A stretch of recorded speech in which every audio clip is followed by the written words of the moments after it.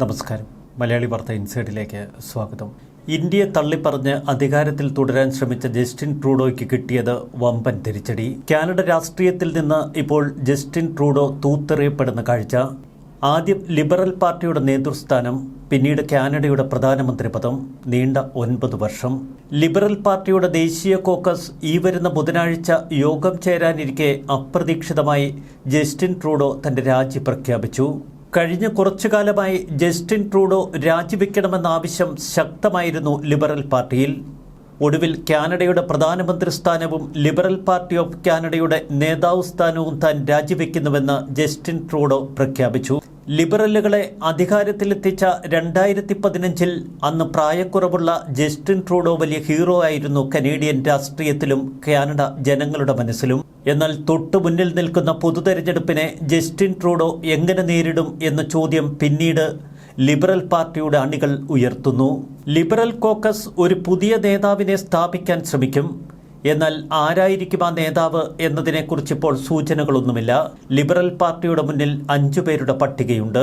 വരുന്ന ഒക്ടോബറിൽ കാനഡയുടെ അടുത്ത ഫെഡറൽ തെരഞ്ഞെടുപ്പ് നടക്കേണ്ടതുണ്ട്. എന്നാൽ അതിനു മുൻപ് ലിബറൽ പാർട്ടിയെ വീണ്ടും ശക്തമായി പോർക്കളത്തിലിറക്കാൻ ഏത് നേതാവ് മുന്നോട്ട് വരും? ഇടതുപക്ഷ ചായ്വുള്ള ന്യൂ ഡെമോക്രാറ്റിക് പാർട്ടിയുടെ പിന്തുണയോടെയാണ് ഇതുവരെ ജസ്റ്റിൻ ട്രൂഡോ കാനഡ ഭരിച്ചത്. അവർ പിന്തുണ പിൻവലിച്ചതോടെ ട്രൂഡോ ദുർബലനായി. ഇക്കഴിഞ്ഞ ഒക്ടോബറിൽ ഏകദേശം 20ഓളം എംപിമാർ ട്രൂഡോയുടെ രാജി ആവശ്യപ്പെട്ട് കത്തിൽ ഒപ്പിട്ടിരുന്നു. ട്രൂഡോയുടെയും സർക്കാരിൻ്റെയും ഒക്കെ ജനപ്രീതി നാൾക്ക് നാൾ ഇടിച്ചു വന്നിരുന്ന കാഴ്ച. പണപ്പെരുപ്പം ഒരു വശത്ത്, മറ്റൊരു വശത്ത് ഭവന പ്രതിസന്ധി. കുടിയേറ്റ വിഷയങ്ങൾ കാനഡയെ വല്ലാതലട്ടിയ കാലഘട്ടം. പ്രതിസന്ധികളുടെ നടുവിലേക്കാണ് കാനഡ എന്ന രാജ്യത്തെ ജസ്റ്റിൻ ട്രൂഡോ തള്ളിയിട്ടത്. ഡിസംബർ 16-ാം തീയതി ഉപപ്രധാനമന്ത്രിയും ധനമന്ത്രിയുമായ ക്രിസ്റ്റിയ ഫ്രീലാൻഡ് രാജിവെച്ചിരുന്നു. ട്രൂഡോയോട് വിയോജിപ്പ് പ്രകടിപ്പിച്ചുകൊണ്ടായിരുന്നു അവരുടെ രാജി. കനേഡിയൻ പാർലമെന്റിലെ ലിബറൽ പാർട്ടിയുടെ 153 എംപിമാരിൽ 131 പേർ ട്രൂഡോയ്ക്കെതിരെ നിന്നു. 20 മുതൽ 23 എംപിമാർ മാത്രമാണ് ട്രൂഡോയെ പിന്തുണച്ചിരുന്നത്. ലിബറൽ പാർട്ടിയുടെ ക്യൂബക്, ഒന്റാറിയോ, അറ്റ്ലാന്റിക് പ്രവിശ്യകളിലെ പ്രാദേശിക നേതൃത്വം ട്രൂഡോയെ നീക്കണമെന്ന ആവശ്യത്തിൽ ഉറച്ചുനിന്നു. അനാവശ്യമായി ഒരു തെരഞ്ഞെടുപ്പിനെ നേരിടാൻ പാർട്ടിക്ക് താൽപ്പര്യമില്ലാത്തതുകൊണ്ട് ട്രൂഡോ പാർട്ടി നേതൃസ്ഥാനം ഒഴിയണമെന്നാണ് അവർ ആവശ്യപ്പെട്ടത്. പുതിയ നേതാവിനെ തെരഞ്ഞെടുക്കുന്നതുവരെ ഇടക്കാല പ്രധാനമന്ത്രിയായി ട്രൂഡോ തുടരും. ലിബറൽ പാർട്ടി പുതിയ നേതാവിനെ തെരഞ്ഞെടുക്കാൻ സാധാരണഗതിയിൽ 4 മാസം വരെ എടുക്കും. ദേശീയ കോക്കസ് യോഗത്തിൽ വെച്ച് നാണം കെട്ട് പുറത്തേക്ക് പോകാതിരിക്കാനാണ് ഒരു മുൻകൂട്ടിയുള്ള ട്രൂഡോയുടെ രാജിപ്രഖ്യാപനം. 2015 ജസ്റ്റിൻ ട്രൂഡോ അധികാരത്തിലെത്തുമ്പോൾ കാനഡ വാനോളം പ്രതീക്ഷകൾ അർപ്പിച്ചിരുന്നു ആ യുവ നേതാവിൽ. എന്നാൽ കുടിയേറ്റ നയങ്ങളിൽ ജസ്റ്റിൻ ട്രൂഡോ കാട്ടിയ കടുത്ത അലംഭാവം രാജ്യത്തെ വല്ലാതെ പിന്നോട്ടടിച്ചുവെന്നാണ് കൺസർവേറ്റീവ് പാർട്ടി പറയുന്നത്. 2023 ഖലിസ്ഥാൻ ഭീകരൻ ഹർദീപ് സിംഗ് നിജാർ കാനഡയിൽ വെച്ച് കൊല്ലപ്പെടുന്നു. ഇതിൽ ഇന്ത്യൻ നയതന്ത്ര ഉദ്യോഗസ്ഥർക്ക് പങ്കുണ്ട് എന്ന കനേഡിയൻ പ്രധാനമന്ത്രിയുടെ വെളിപ്പെടുത്തൽ വിവാദ കൊടുങ്കാറ്റുകൾക്ക് ഇത് തുടക്കമിട്ടു. കാനഡയും ഇന്ത്യയും തമ്മിലുള്ള ബന്ധത്തിന് വലിയ വിള്ളലുകൾ വീഴ്ത്തിയ സംഭവം. അമേരിക്കൻ തെരഞ്ഞെടുപ്പ് ഇപ്പോൾ പൂർത്തിയായി. അമേരിക്കയുടെ പുതിയ പ്രസിഡന്റായി ഡൊണാൾഡ് ട്രംപ് അധികാരത്തിലേൽക്കാൻ ഇനി ദിവസങ്ങൾ മാത്രം ബാക്കി.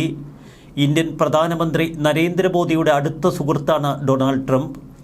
മുൻപ് അമേരിക്ക ട്രംപ് ഭരിച്ചിരുന്ന കാലഘട്ടത്തിൽ അന്ന് കാനഡയുമായി നയതന്ത്ര തലത്തിൽ വലിയ അഭിപ്രായ വ്യത്യാസങ്ങൾ ഉടലെടുത്തിരുന്നു. ട്രംപും ജസ്റ്റിൻ ട്രൂഡോയും ഇരു ധ്രുവങ്ങളിലായി നിൽക്കുന്ന കാഴ്ച അന്ന് ലോകം കണ്ടിരുന്നു.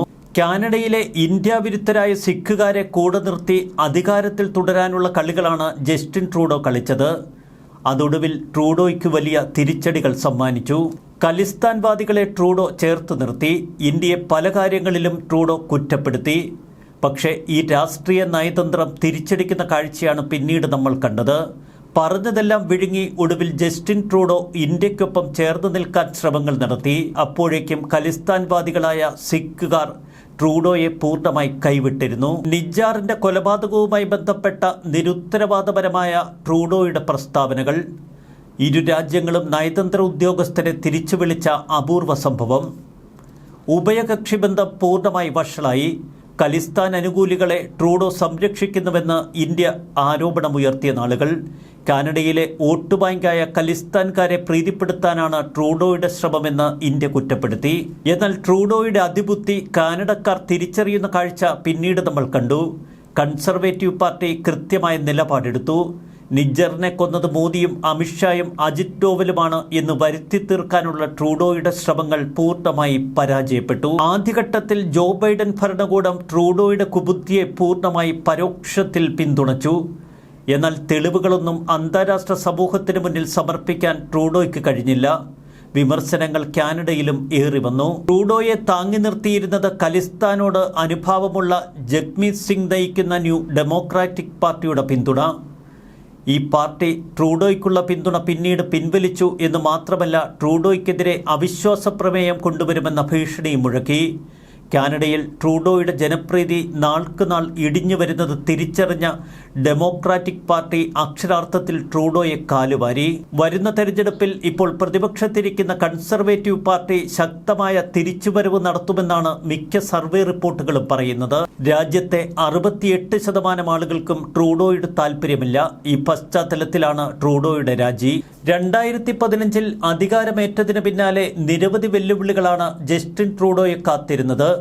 തെരഞ്ഞെടുപ്പിൽ തന്റെ പാർട്ടിക്ക് മേൽക്കൈയിൽ ലഭിക്കാൻ അദ്ദേഹം ക്യാബിനറ്റിൽ കാര്യമായ ചില മാറ്റങ്ങൾ വരുത്തിയിരുന്നു. ഇതിനിടയിൽ ജസ്റ്റിൻ ട്രൂഡോയുടെ വിവാഹമോചന വാർത്തകൾ മാധ്യമങ്ങളിൽ നിറഞ്ഞു. ജനപ്രീതിയിൽ ഏറെ പിന്നിലാണെങ്കിലും 2025 തെരഞ്ഞെടുപ്പിൽ ലിബറൽ പാർട്ടിയെ ഇനിയും നയിക്കണമെന്നതായിരുന്നു ജസ്റ്റിൻ ട്രൂഡോയുടെ ആഗ്രഹം. കനേഡിയൻ പ്രധാനമന്ത്രി ജസ്റ്റിൻ ട്രൂഡോയും ഭാര്യ സോഫിയയും വേർപിരിഞ്ഞത് 2023. നീണ്ട 18 വർഷത്തെ ദാമ്പത്യത്തിനൊടുവിലായിരുന്നു ഇരുവരുടെയും വേർപിരിയൽ. 2020 തന്റെ വിവാഹ വാർഷിക ദിനത്തിൽ ട്രൂഡോ തന്റെ ഭാര്യ ഉറ്റ സുഹൃത്താണെന്നും തന്റെ ഏറ്റവും വലിയ പിന്തുണ ഭാര്യയാണെന്നും പറഞ്ഞിരുന്നു. എന്നാൽ തൊട്ടു പിന്നാലെ ട്രൂഡോയുമായി വിവാഹമോചന വാർത്ത ശരിവെക്കുന്ന ഭാര്യയെ കാനഡ കാണുന്നു. ട്രൂഡോയുടെ പിതാവ് മുൻ കനേഡിയൻ പ്രധാനമന്ത്രിയുമായിരുന്ന പിയറി ട്രൂഡോയും വിവാഹമോചിതനാണ്. അദ്ദേഹം അധികാരത്തിലിരുന്ന കാലത്താണ് ഭാര്യ മാർഗരറ്റുമായുള്ള ബന്ധം വേർപെടുത്തിയത്. 1977 ഒടുവിൽ പിതാവിന്റെ വഴിയെ ട്രൂഡോയുമെത്തി എന്ന കമന്റുകൾ സമൂഹ മാധ്യമങ്ങളിൽ ഉയർന്നു. ജസ്റ്റിൻ ട്രൂഡോ ഒരു ദുർബലനായ ഭരണാധികാരിയെന്ന് പരിഹസിക്കുന്നവരിൽ അമേരിക്കൻ നിയുക്ത പ്രസിഡന്റ് ഡൊണാൾഡ് ട്രംപുമുണ്ട് എന്ന് നമ്മൾ ഓർക്കണം. അവസരം മുതലാക്കി ട്രംപ് ചില പ്രസ്താവനകളുമായി ഇന്ന് കളം നിറഞ്ഞു. വടക്കേ അമേരിക്കൻ രാജ്യമായ കാനഡയെ US ലയിപ്പിക്കണമെന്നാണ് നിയുക്ത പ്രസിഡന്റ് ഡൊണാൾഡ് ട്രംപ് ആവശ്യപ്പെട്ടിരിക്കുന്നത്. കനേഡിയൻ പ്രധാനമന്ത്രി ജസ്റ്റിൻ ട്രൂഡോ രാജിവെച്ച് മണിക്കൂറുകൾക്കകം ട്രംപ് ആവശ്യമുന്നയിച്ചു. കാനഡയെ US-ന്റെ 51ാമത്തെ സംസ്ഥാനമാക്കാമെന്നാണ് അദ്ദേഹത്തിന്റെ വാഗ്ദാനം. നേരത്തെ US തെരഞ്ഞെടുപ്പ് ഫലം വന്നതിന് തൊട്ടു പിന്നാലെയും ട്രംപ് ഇക്കാര്യം പറഞ്ഞിരുന്നു. കാനഡയിലെ നിരവധി ആളുകൾ US-ന്റെ 51ാം സംസ്ഥാനമാകാൻ ഇഷ്ടപ്പെടുന്നവരാണ്. കാനഡയെ നിലനിർത്തുന്നതിനായി നൽകുന്ന സബ്സിഡിയും കാനഡയുമായുള്ള ഇടപാടുകളിലെ വ്യാപാര കമ്മിയും അമേരിക്കയ്ക്ക് താങ്ങാൻ കഴിയുന്നില്ല. ഇപ്പോൾ ഇതറിയാവുന്ന ജസ്റ്റിൻ ട്രൂഡോ ഇപ്പോൾ രാജിവെച്ചിരിക്കുന്നുവെന്നാണ് ട്രംപിന്റെ പരിഹാസം. കാനഡ US-ന്റെ ഭാഗമായാൽ പിന്നെ അവിടെ ഇറക്കുമതി ടാരിഫ് ഉണ്ടാകില്ല, നികുതികൾ കുറയുകയും ചെയ്യും. ഇതിനെല്ലാം പുറമെ കാനഡയെ നിരന്തരമായി ചുറ്റിക്കറങ്ങുന്ന റഷ്യൻ ചൈനീസ് കപ്പലുകളിൽ നിന്ന് പൂർണ്ണമായി സുരക്ഷിതരാകാം. ഒന്നിച്ചു നിന്നാൽ എത്ര മഹത്തായ രാജ്യമായിരിക്കും ഇത്. ഇതാണ് ട്രംപിന്റെ വാക്കുകൾ. ജസ്റ്റിൻ ട്രൂഡോയ്ക്ക് വലിയ വെല്ലുവിളികൾ ഉയർത്തി നിന്നിരുന്നത് കാനഡയിലെ കൺസർവേറ്റീവ് പാർട്ടി നേതാവ് പിയറി പൊലീവറാണ്. അഭിപ്രായ വോട്ടുകൾ നമ്മൾ പരിശോധിക്കുമ്പോൾ ഒരു കാര്യം ഉറപ്പിക്കാം, അദ്ദേഹം തന്നെയാകും കാനഡയുടെ അടുത്ത പ്രധാനമന്ത്രിയാകാൻ സാധ്യതയുള്ളയാൾ. 2022 തന്റെ പാർട്ടി അധികാരത്തിൽ വന്ന അന്നു മുതൽ പ്രധാനമന്ത്രിക്ക് പ്രത്യേകിച്ച് ശക്തനായ ഒരു എതിരാളിയായിരുന്നു പിയറി പൊലീവർ. നേരത്തെ തെരഞ്ഞെടുപ്പ് നടത്താൻ ട്രൂഡോയെ പലപ്പോഴും പിയറി വെല്ലുവിളിച്ചിരുന്നു. എല്ലാ തലത്തിലും ഒരു ഡൗൺ ടു എർത്ത് മനുഷ്യനാണ് പിയറി പൊലീവർ. ജസ്റ്റിൻ ട്രൂഡോ രാജിവെച്ചുകൊണ്ട് രാജ്യത്തെ അഭിസംബോധന ചെയ്ത് സംസാരിച്ചതിങ്ങനെ: പ്രധാനമന്ത്രി എന്ന നിലയിൽ എല്ലാ ദിവസവും രാവിലെ ഞാൻ ഉണർന്നു. കാനഡക്കാരുടെ സഹിഷ്ണുതയും ഔദാര്യവും നിശ്ചയദാർഢ്യവും എന്നെ പ്രചോദിപ്പിച്ചു. ഈ ഓഫീസിൽ സേവനമനുഷ്ഠിക്കാനുള്ള പദവി എനിക്കുള്ള ഓരോ ദിവസത്തിനും പ്രേരക ശക്തിയായി. അതുകൊണ്ടാണ് 2015 മുതൽ രാജ്യത്തിന് വേണ്ടി നിങ്ങൾക്കായി മധ്യവർഗത്തെ ശക്തിപ്പെടുത്താനും വളർത്താനും ഞാൻ പോരാടിയത്. മഹാമാരിയിൽ പരസ്പരം പിന്തുണയ്ക്കാനും അനുരഞ്ജനം മുന്നോട്ട് കൊണ്ടുപോകാനും ഈ ഭൂഖണ്ഡത്തിലെ സ്വതന്ത്ര വ്യാപാരത്തെ പ്രതിരോധിക്കാനും ഉക്രൈനോടും നമ്മുടെ ജനാധിപത്യത്തോടും ശക്തമായി ചേർന്നു നിൽക്കാനും എനിക്കും നിങ്ങൾക്കും കഴിഞ്ഞു. കാലാവസ്ഥാ വ്യതിയാനത്തിനെതിരെ നമ്മൾ പോരാടി നമ്മുടെ സമ്പദ് വ്യവസ്ഥയെ ഭാവിയിലേക്ക് സജ്ജമാക്കി. എൻ്റെ സുഹൃത്തുക്കളെ, നിങ്ങളെല്ലാവർക്കും അറിയാവുന്നതുപോലെ ഞാനൊരു പോരാളിയാണ്. എൻ്റെ ശരീരത്തിലെ എല്ലാ അസ്ഥികളും എപ്പോഴും എന്നോട് പോരാടാൻ പറയും. ഞാൻ കനേഡിയൻകാരെക്കുറിച്ച് ആഴത്തിൽ ശ്രദ്ധിക്കുന്നു. ഈ രാജ്യത്തെക്കുറിച്ച് ആഴത്തിൽ ശ്രദ്ധിക്കുന്നു. കാനഡക്കാരുടെ ഏറ്റവും മികച്ച താല്പര്യങ്ങളാൽ ഞാൻ എപ്പോഴും പ്രചോദിതനായിരിക്കും. തികച്ചും രാഷ്ട്രീയ ഒറ്റപ്പെടലാണ് ജസ്റ്റിൻ ട്രൂഡോയ്ക്ക് നേരിടേണ്ടി വന്നത്. മാസങ്ങൾ നീണ്ട വിമർശനങ്ങൾക്ക് ശേഷം ഒടുവിൽ നാണം കെട്ട പടിയിറക്കം. ഇന്ത്യക്കെതിരായ ട്രൂഡോയുടെ വിവാദ ആരോപണങ്ങൾ തന്നെയാണ് അദ്ദേഹത്തിന്റെ പതനത്തിന് പിന്നിലെ മുഖ്യ കാരണമെന്ന് അന്താരാഷ്ട്ര മാധ്യമങ്ങൾ പറയുന്നു. കനേഡിയൻ മണ്ണിൽ ഇന്ത്യ ചില ക്രിമിനൽ പ്രവർത്തനങ്ങൾ സ്പോൺസർ ചെയ്യുന്നു തുടങ്ങിയ നിരുത്തരവാദപരമായ പ്രസ്താവനകൾ. ഇന്ത്യക്കെതിരായ ഓരോ ആരോപണങ്ങളും കാനഡയെ ഒരുപാട് ബാധിച്ചു എന്ന് കാനഡയിലെ രാഷ്ട്രീയ നേതാക്കൾ ട്രൂഡോയെ കുറ്റപ്പെടുത്തി. ഖലിസ്ഥാൻ അനുകൂലവാദം ട്രൂഡോയെ വല്ലാതെ തകർത്തുവെന്നാണ് മാധ്യമങ്ങളുടെ നിരീക്ഷണം. ടൊറന്റോയ്ക്ക് സമീപമുള്ള ഒരു ഹിന്ദു ക്ഷേത്രത്തിന് നേരെ നടന്ന നിരവധി ആക്രമണങ്ങൾ ഉൾപ്പെടെ ട്രൂഡോയ്ക്കെതിരെ വിമർശനങ്ങളുടെ കുത്തൊഴുക്കായിരുന്നു ഹൈന്ദവ സമൂഹത്തിന്റെ ഭാഗത്തു നിന്നും.